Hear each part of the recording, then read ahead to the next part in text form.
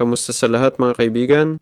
Sa video na ito, ipapakita ko kung paano pumasok sa server. Do not, ayon sa nabanggit, sa Minecraft Bedrock, i-click ang pindutan na play, i-click ang servers, i-click ang add server, isulat ang pangalan dito.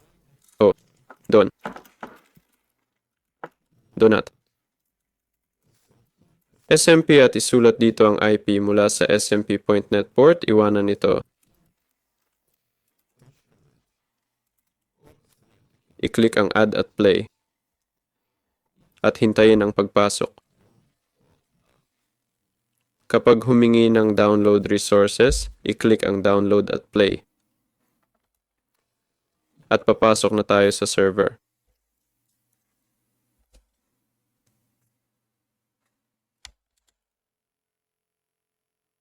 Heto na tayo. Nakapasok na pagkatapos mag-load. Sandali lang, maglo-load pa lahat. Hanggang dito na lang. Mag-like kayo at mag-subscribe sa channel. Paalam sa lahat.